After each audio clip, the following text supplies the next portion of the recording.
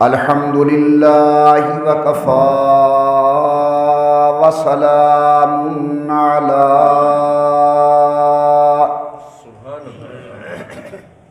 سید الرسل وخاتم الانبیاء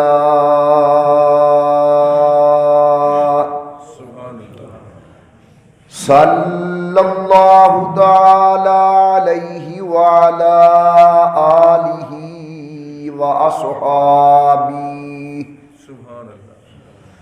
وأصحابه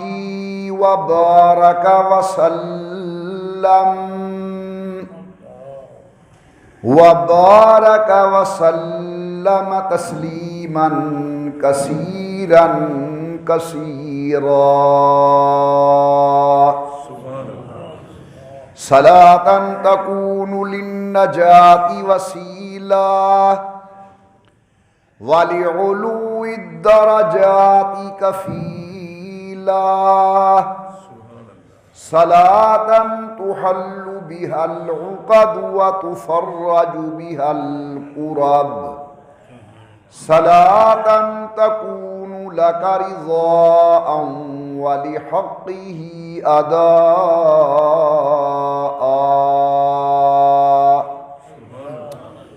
فقد قال الله تبارك وتعالى في القرآن المجيد والفرقان الحميد أعوذ بالله من الشيطان الرجيم بسم الله الرحمن الرحيم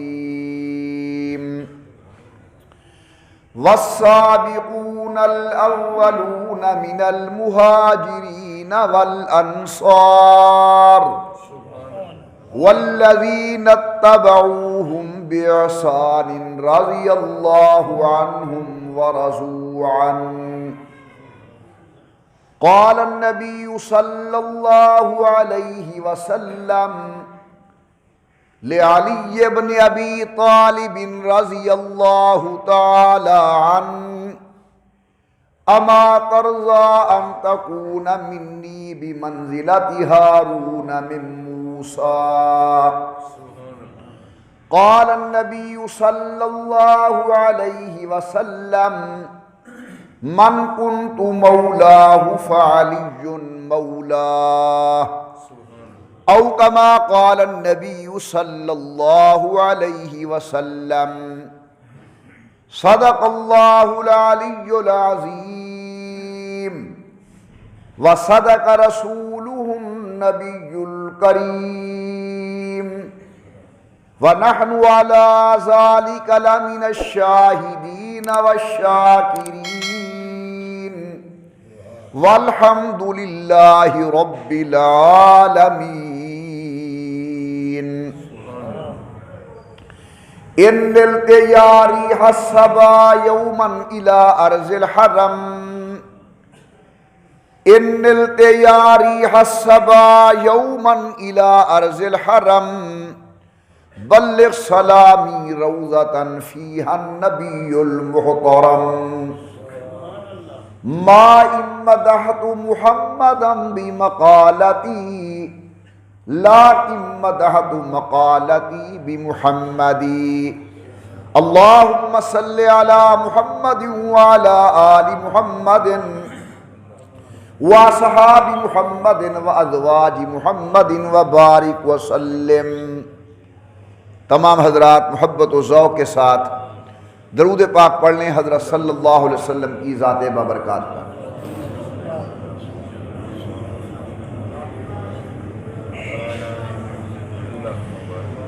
اللہ تبارک و تعالیٰ کی بے انتہا حمد و توصیف،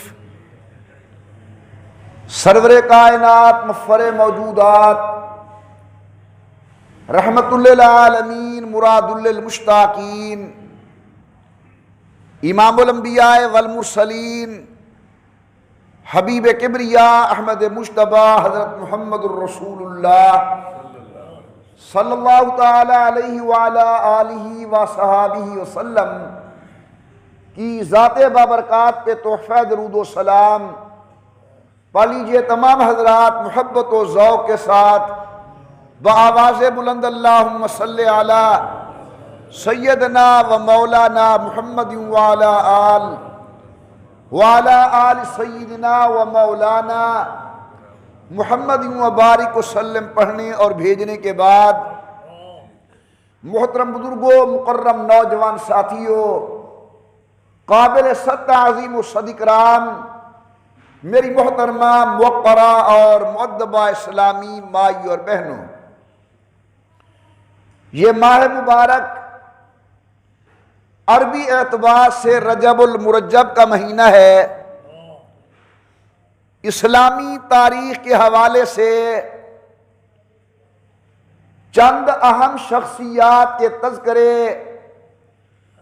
اور چند اہم واقعات اس ماہ مبارک کے اندر نمودار ہوئے ہیں، تو انشاءاللہ العزیز اسی مناسبت سے موقع بموقع وہ عنوان اور مضامین، موضوعات آپ کے سامنے بیان کیے جائیں گے۔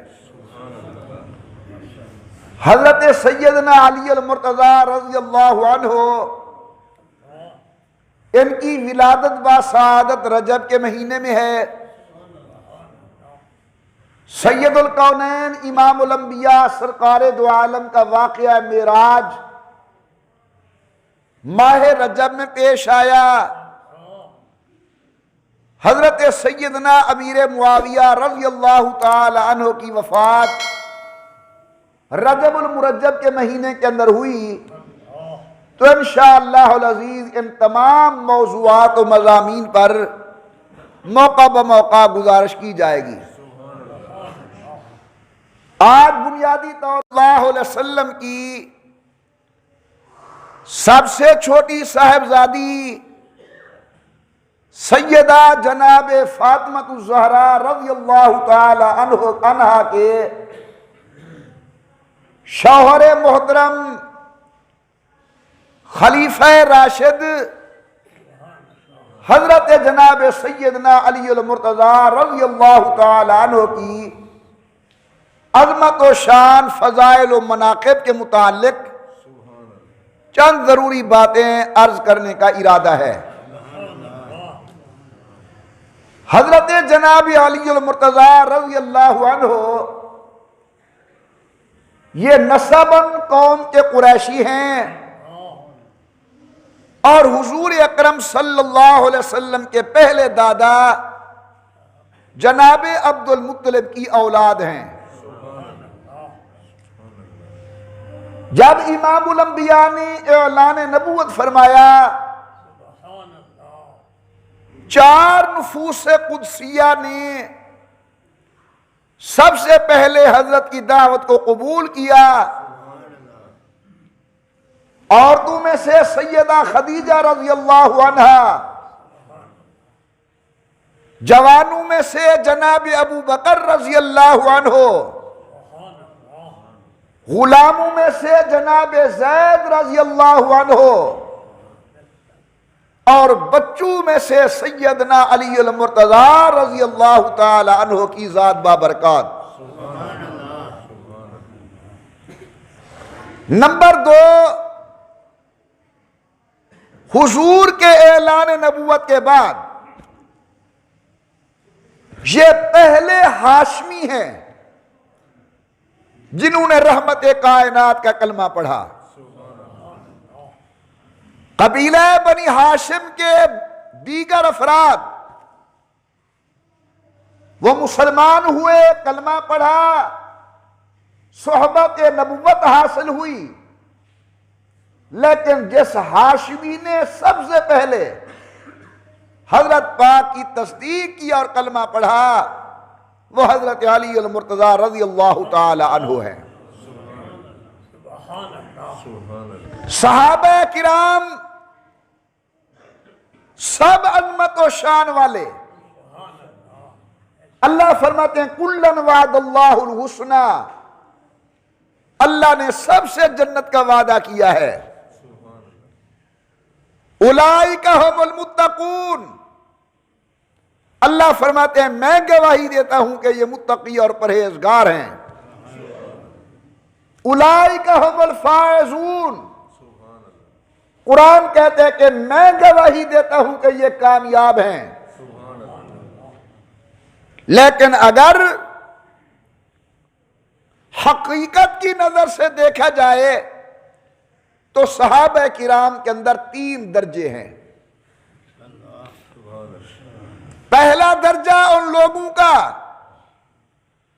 جنہوں نے حضور پر کلمہ پڑھا ہجرت سے پہلے.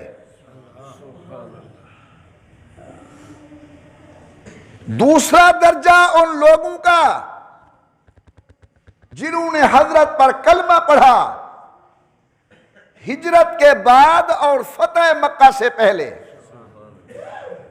اور تیسرا درجہ ان صحابہ کرام کا جنہوں نے حضور پر کلمہ پڑھا فتح مکہ کے دن یا فتح مکہ کے بعد.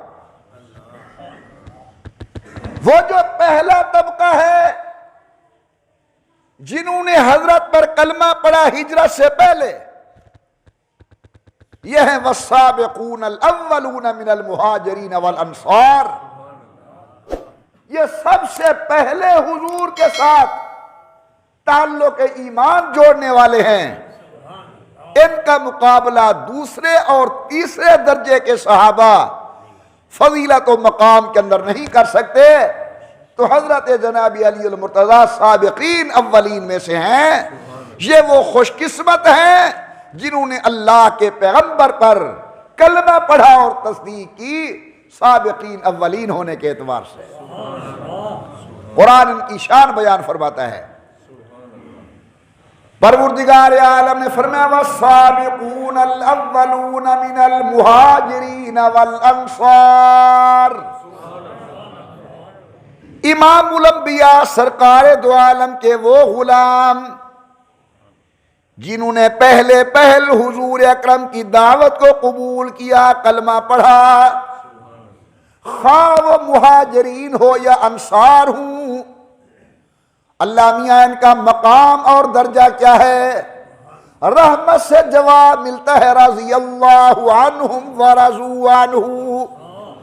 اللہ میاں ان سے راضی، وہ اللہ سے راضی ہو چکے ہیں. میرے متعلق فیصلہ قیامت کے دن ہوگا، جناب کے متعلق فیصلہ قیامت کے دن ہوگا، مولوی عالم پیر کے متعلق فیصلہ کہ اللہ راضی ہیں یا نہیں قیامت کے دن ہوگا. لیکن جن خوش قسمت لوگوں نے امام الانبیاء پر پہل کلمہ پڑھا ان کے متعلق اللہ کی رضا کا فیصلہ قرآن بیان فرما چکا ہے. میرے اللہ فرماتے ہیں والسابقون الاولون من المہاجرین والانصار والذین اتبعوہم بإحسان. اللہ فرماتے رضی اللہ عنہم ورضوا عنہ. اللہ میاں ان سے راضی ہو چکے ہیں، اللہ ان سے راضی ہو چکا ہے، وہ اللہ سے راضی ہو چکے ہیں. حضرت جناب علی المرتضیٰ سابقین اولین میں سے ہیں. میرے اور آپ کے محبوب نے منبر پر کھڑے ہو کر 10 صحابہ کرام کے نام لے کر جنتی ہونے کا اعلان کیا. ان کو کہا جاتا ہے 10 مبشرہ. وہ 10 صحابہ جنہیں زبان نبوت نے جنت کی بشارت دی ہو. میرے محبوب نے فرمایا ابو بکر جنتی، عمر جنتی، عثمان جنتی، علی جنتی، طلحہ جنتی، زبیر جنتی، سعد جنتی، سعید جنتی، عبد الرحمن ابن عوف جنتی، ابو عبید ابن جراح جنتی. 10 صحابہ کرام میں سے ایک نام اسد اللہ الغالب سیدنا علی ابن ابی طالب رضی اللہ تعالی عنہ کا ہے. اللہ کے پیغمبر نے 4 صحابہ کے متعلق حکم دیا کہ ان کی اتباع کرو، تابعداری کرو، فرما برداری کرو. فرمایا علیکم بسنتی وسنت الخلفاء الراشدین المہدیین، اے میرے کلمہ پڑھنے والو، تم پر واجب ہے میری سنت پہ عمل کرو، میرے خلفاء راشدین کی سنت پہ عمل کرو۔ کون ہے خلفاء راشدین؟ ابو بکر، جناب عمر، حضرت عثمان اور سیدنا علی المرتضیٰ، سب بولو رضی اللہ تعالی عنہم اجمعین۔ تو حضرت جناب سیدنا علی المرتضیٰ رضی اللہ تعالیٰ عنہ یہ ان 4 خوش قسمت لوگوں میں سے ہیں جن کی سنت پر عمل کرنے کا رحمت کائنات نے ارشاد فرمایا ہے، حکم دیا ہے۔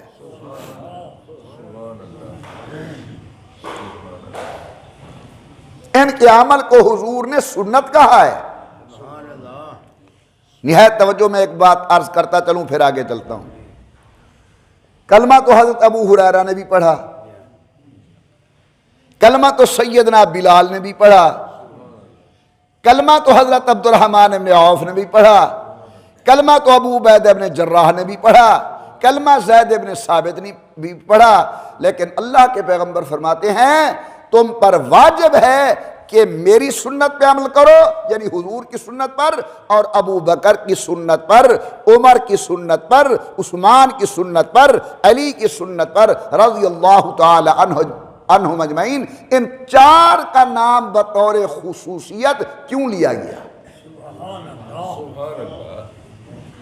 اس کی وجہ یہ ہے کہ یہ دین آہستہ آہستہ مکمل ہوا ہے۔ پہلے منہ بیت المقدس کی طرف، پھر حکم ہوا نہیں نماز کے اندر منہ بیت اللہ کی طرف۔ پہلے حکم ہوا کہ نماز میں تم سلام کا جواب دے سکتے ہو، پھر حکم ہوا کہ نہیں، نماز کے اندر کلام کرنا منع ہے۔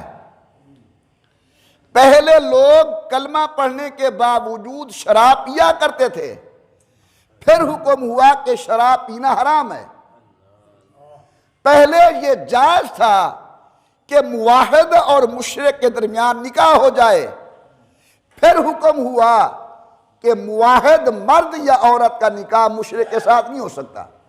یہ دین آہستہ آہستہ مکمل ہوا ہے، غور کرنا۔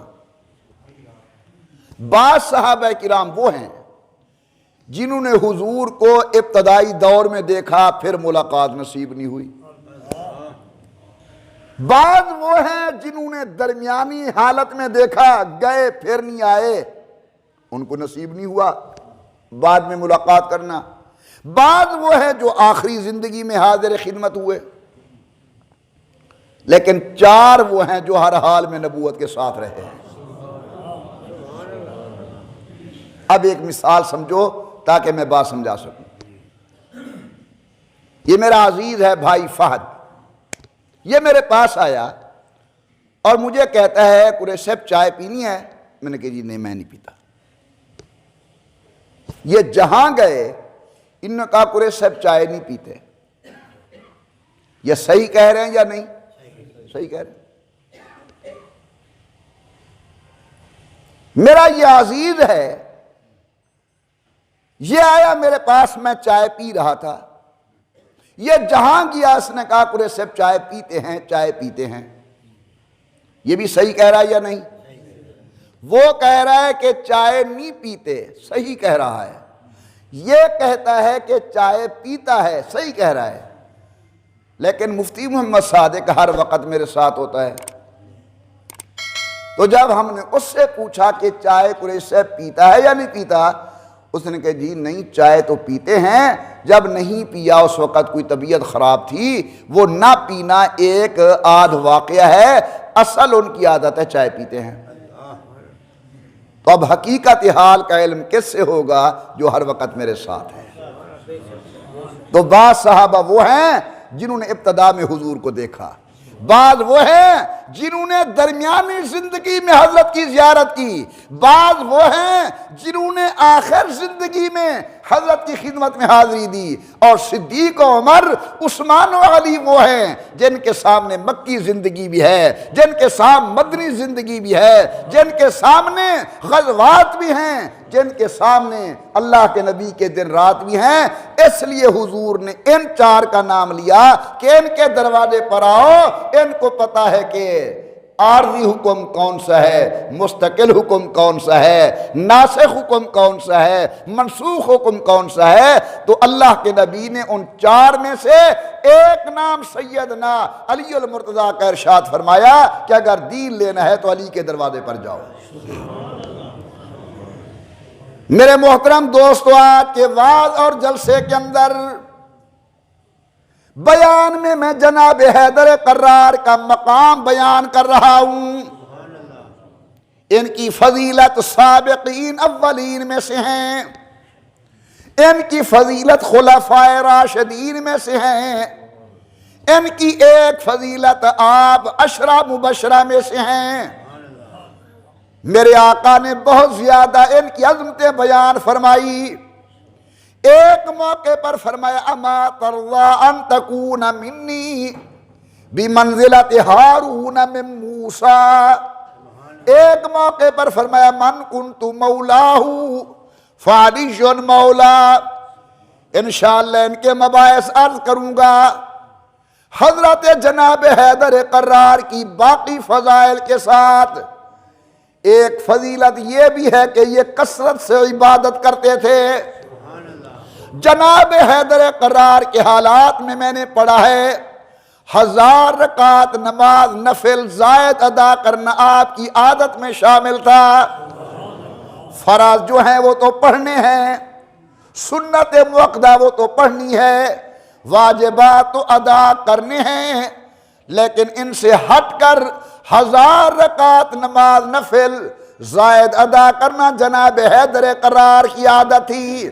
علماء کرام نے عجیب استدلال کیا ہے۔ محمد الرسول اللہ فرماتے ہیں یہ دعویٰ ہے والذین معہ، دعوے کی پہلی دلیل ابو بکر جو ہر وقت نبوت کے ساتھ ہے، اشداء علی الکفار یہ دوسری دلیل ہے، جناب عمر رضی اللہ عنہ رحماء بینہم یہ تیسری دلیل ہے، جناب عثمان غنی، اور چوتھی دلیل فرمایا تراہم رکعن سجدا جن کی ساری رات مصلی پر گزرتی ہے۔ یہ چوتھی دلیل حضرت سیدنا حیدر قرار رضی اللہ عنہ، اور ایسے محو ہو کر عبادت کرتے تھے کہ دنیا وما فیہا سے غافل۔ ایک مرتبہ حضرت حیدر قرار کو پنڈلی مبارک کے اندر کانٹا یا تیر چبھ گیا، جراح نکالتے ہیں، تکلیف محسوس ہوتی ہے۔ خادم خاص کہنے لگے ہمیں علم ہے کب نکالنا ہے یہ کانٹا یا تیر۔ حضرت علی المرتضیٰ نے نماز کی نیت کی، خادم کہتے اب نکال لو، تیر نکل گیا۔ نماز سے فارغ ہو کر فرماتے ہیں یار مجھے چبھن نہیں محسوس ہو رہی، درد محسوس نہیں ہو رہا۔ عرض کرنے والے عرض کرتے ہیں حضرت وہ ہم نے نکال لیا ہے۔ حضرت علی فرماتے ہیں مجھے قسم پیدا کرنے والے اللہ کی مجھے کوئی علم نہیں کہ تم نے کانٹا نکالا ہے یا نہیں نکالا۔ یہ محویت ہوتی تھی اللہ کی عبادت کے اندر۔ حضرت جناب علی المرتضیٰ کو اللہ تعالی نے عبادات کے اندر حصہ وافر عطا فرمایا تھا، اور حضور کے چند صحابہ ہیں جو ایک رات میں قرآن کریم ختم کیا کرتے تھے۔ ان میں ایک نام زید بن ثابت کا ہے، عبد الرحمن بن عوف کا ہے، جناب عثمان غنی کا ہے، اور ایک نمایاں نام حضرت سیدنا علی المرتضیٰ رضی اللہ تعالی عنہ کا ہے کہ حضرت علی روزانہ ایک ختم قرآن کریم کا فرمایا کرتے تھے۔ اللہ تعالی نے حضرت علی المرتضیٰ کو یہ بھی فضیلت نصیب فرمائی کہ رسول اللہ کی سب سے چھوٹی صاحبزادی حضرت سیدہ فاطمہ، سب کہہ دیجئے رضی اللہ تعالی عنہا، یہ حضرت کے نکاح کے اندر آئی۔ اللہ نے ان سے اولاد دی، حضرت سیدنا حسن، حضرت سیدنا حسین، حضرت زینب صغریٰ، زینب کبریٰ، یہ اولاد ہے جناب سیدنا علی المرتضیٰ کی، جو سیدہ فاطمہ بطول کے بطن اطہر سے پیدا ہوئی۔ ویسے حضور کی 4 صاحبزادیاں ہیں۔ بڑی صاحبزادی سیدہ زینب، ان کی شادی حضرت ابو العاص بن ربیع کے ساتھ ہوئی، وہاں سے ایک بیٹی پیدا ہوئی جس کا نام بی بی امامہ ہے۔ حضرت فاطمہ کے انتقال کے بعد حضرت علی نے بی بی امامہ سے شادی کی، وہاں سے اولاد پیدا ہوئی۔ یہ جو اسدی قریشی اپنے آپ کو کہتے ہیں، یہ حضرت علی کی وہ اولاد ہے جو جناب زینب کی بیٹی بی بی امامہ سے پیدا ہوئی ہے۔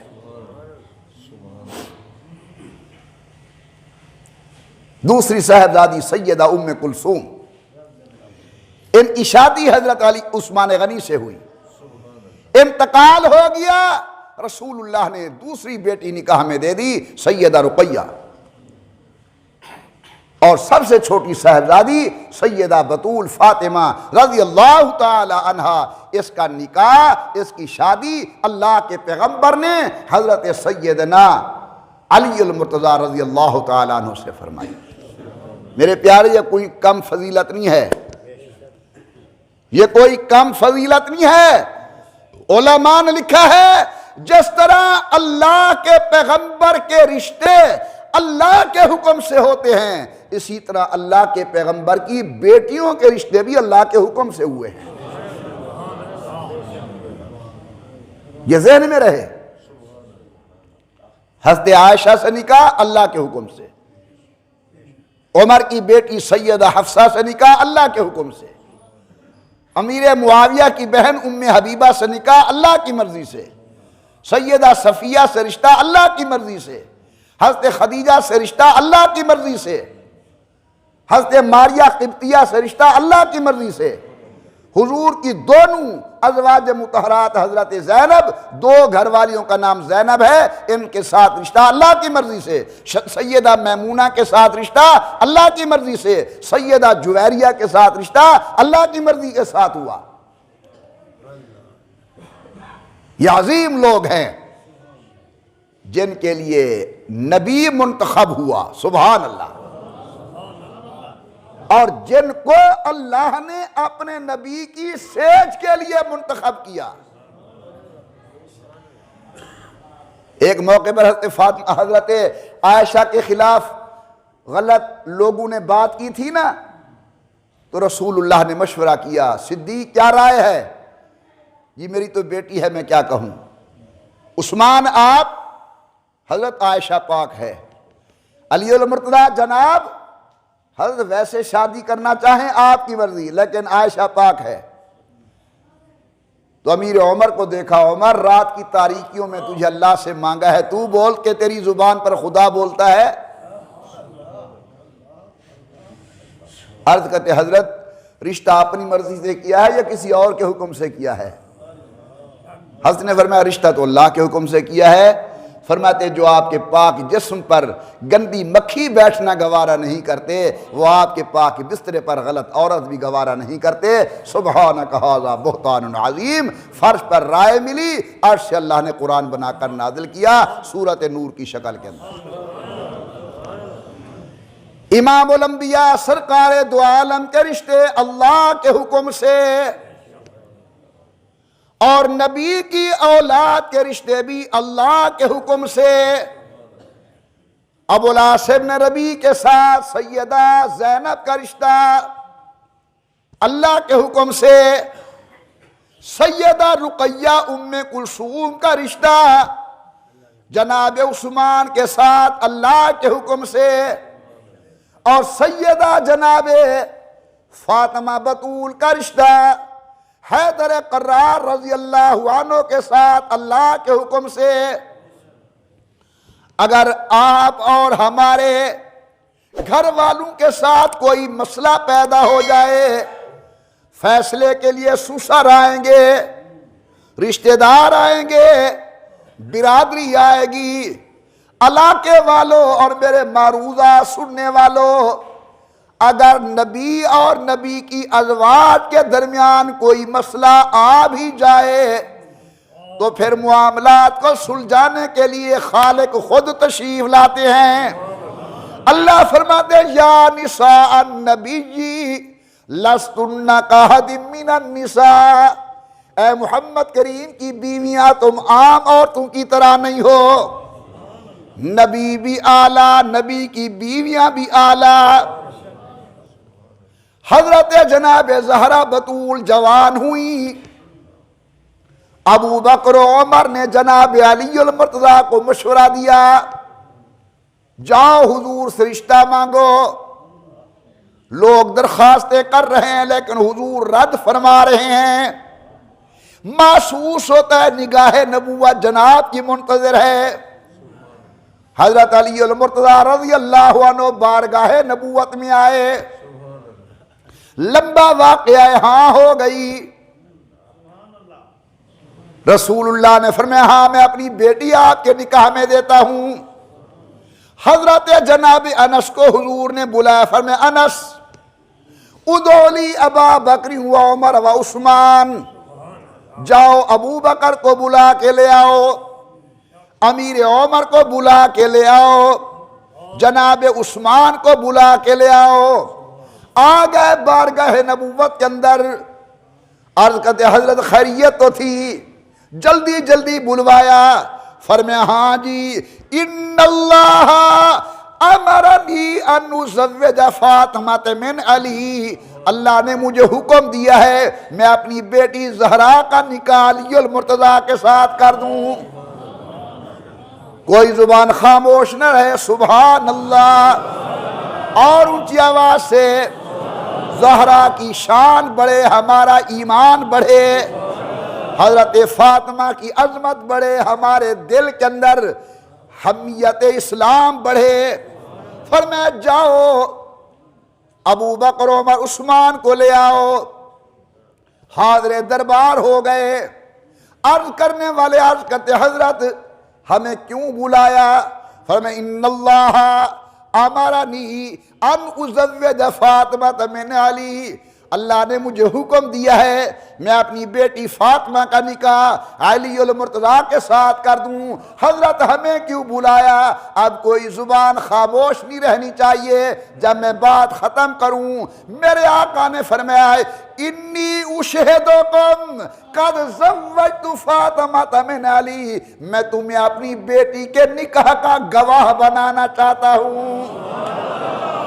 نعرہ تکبیر، عظمت محمد مصطفیٰ، شان حیدر قرار، مقام علی المرتضیٰ، عظمت سیدہ فاطمہ، مقام اصحاب رسول۔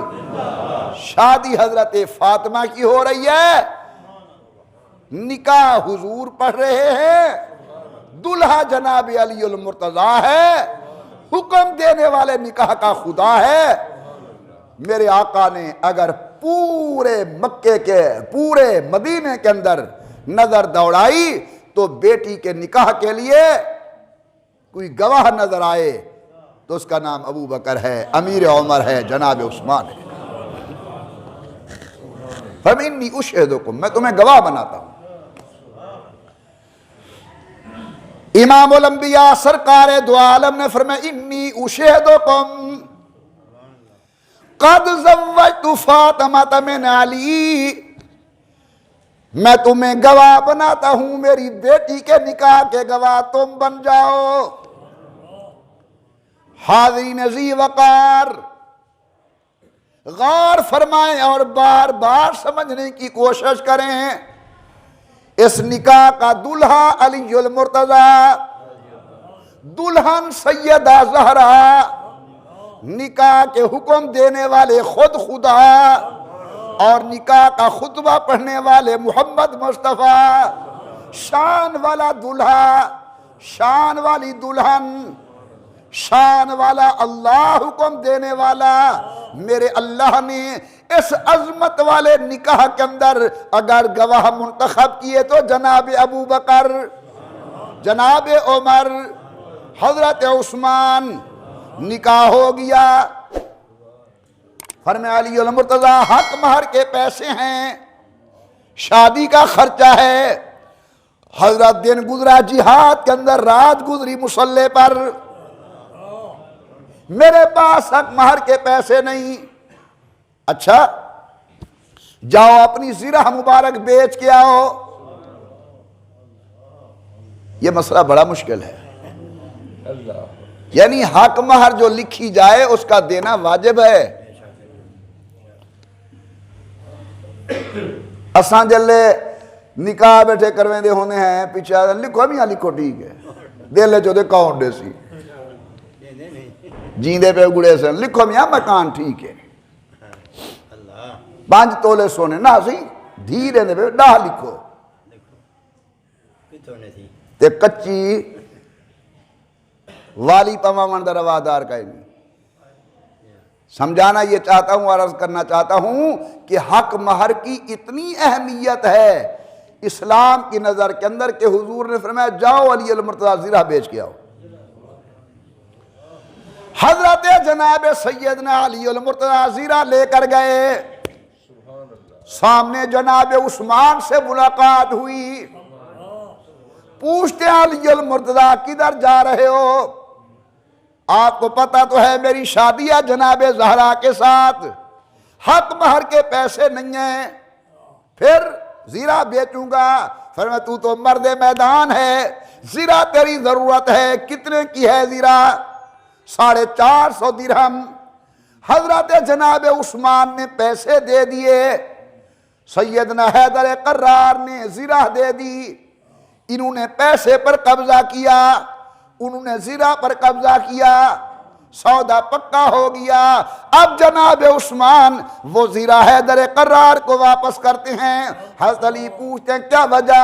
سودا پکا نہیں، آنکھوں میں آنسو تیرائے، کہتے ہیں علی المرتضی میرا دل چاہتا ہے شادی محمد کی بیٹی کی ہو، خرچہ عثمان کا ہو۔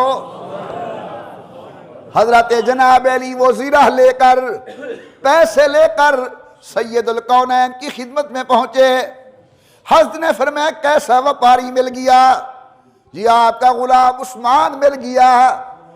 بس آخری لفظ آج کے بیان کے فدا لہو بخیرن، رحمت والے ہاتھ کھڑے ہوئے اللہ کی دربار کے اندر۔ اگر میرا ابو میرے لیے ہاتھ کھڑے کرے دعا کے، میرا دل گواہی دیتا ہے قبول ہو جائے گی۔ آپ کے مرشد دعا مانگیں، تمہارا اعتماد ہے کہ ہو جائے گی، لیکن اگر نبی دعا مانگیں یقین ہے کہ ہو گئی۔ اللہ فرماتے ہیں وَمَا يَنطِقُ عَنِ الْهَوَىٰ إِنْ هُوَ إِلَّا وَحْيٌ يُوحَىٰ، حضور اللہ کے حکم سے بولتے ہیں۔ فدا لہو بخیرن، اس کا ترجمہ میں اردو میں کر رہا ہوں۔ عرض کرتے ہیں اللہ جس طرح عثمان نے میری بیٹی کی شادی کو رنگ لگایا تو عثمان کے گھرانے کو رنگ لگا دے۔ واجب الاحترام بزرگوں، حضرت زہرا کی جو شادی ہوئی جناب علی المرتضی کے ساتھ اللہ کے حکم سے ہوئی۔ نکاح کے گواہ ابو بکر و عمر ہیں، خرچہ دینے والے جناب عثمان ہیں، اور دعائیں دینے والے سید الکونین ہیں۔ چونکہ یہ ماہ رجب حضرت علی المرتضی کی ولادت با سعادت کا مہینہ ہے، تو میں نے چند ضروری واقعات ان کی عظمت و شان کے متعلق عرض کیے، بقیہ انشاءاللہ آئندہ جمعہ۔ اللہ سے دعا کرتا ہوں اللہ مجھے آپ کو حضرت علی کی محبت نصیب فرمائے، ان کی اطاعت نصیب فرمائے، ان کی پیروکاری و غلامی نصیب فرمائے۔ محمد و آل محمد، اصحاب محمد کی محبت ہمارے دل میں ہو۔ اللہ ازواج طیبات اور بنات طاہرات سے عقیدت نصیب فرمائیں، آمین برحمتک یا ارحم الراحمین۔